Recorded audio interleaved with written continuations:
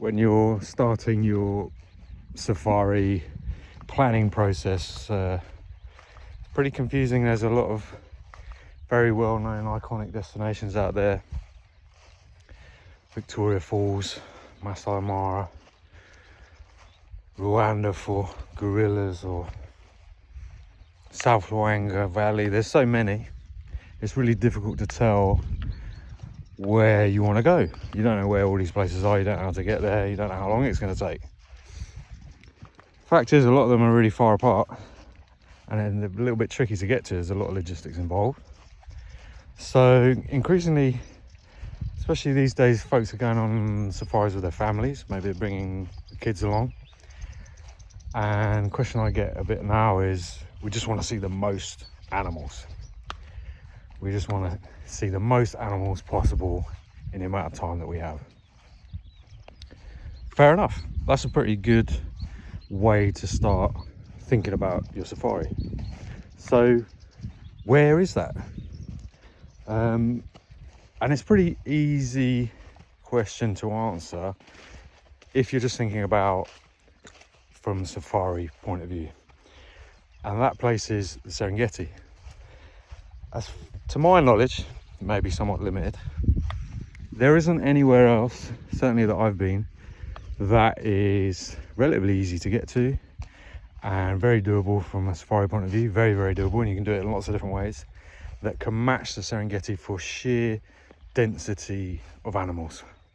You're just not going to see 2+ million wildebeest, 800,000 zebra, a ton of big predators trying to have them for breakfast, giraffes, buffaloes, elephants, warthogs, and all the other fantastic animals that you can see on a safari in the number and the quantity and as easily anywhere else. So if you want to go on a safari where you're going to see maximum amount of animals, good place to start is the Serengeti. But from there, you then need to think about, okay, how do we do the Serengeti? How do we do Serengeti where we're not going to see loads of other people? We're not going to get jammed up in big car jams, and it's not going to be busy, and we're not going to be zooming around on a Ferrari safari. How do we do it in a classic way where we really feel like we're out in the bush and really part of the country around you? How do we do it in a sensitive way? We're going to meet local people. How do we work with companies that are committed to the community and to conservation? And that's where people like me come in. And after that, your time in Serengeti, hopefully you've got, maybe 10 days or a couple of weeks. You don't have to spend the whole time in Serengeti. Of course, Serengeti is big enough that you can do 2 or even 3 locations, depending on what you're trying to see. Maybe you're trying to see migration or river crossings or the calving season or whatever it is. By all means, you can spend 10 days in Serengeti.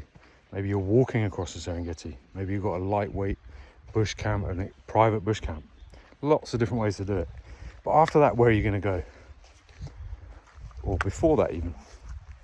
And even just looking in Tanzania, there's a lot of other destinations that are much less well known, completely unknown in some cases, that are going to be just as rewarding. They may not have the quantity and density of animals. You may have to try a little bit harder to find them, but they will bring all sorts of other qualities to the table, like being very wild, less people around. Maybe they've got some cool independent quirky camps and so much more. Bring maybe amazing guides, amazing people that you're going to meet in the camps who are working with you there. So there's so much more to it than just animal density. Where are you going to pair with Serengeti? Somewhere like Tarangire, which, even though it's only a couple of hours out of Arusha, lots of people haven't heard of it, or they just whiz past it, visit it for lunch on their way to Ngorongoro Crater. Or are you going to go to Western Tanzania? What about Katavi? What about chimpanzees in Mahali? And of course, what about Southern Tanzania? Not that difficult to pair with Northern Tanzania and Serengeti. Easy to get to. Okay, so animal density, very good way to think about getting the most out of your safari. Of course, you want to see the most animals.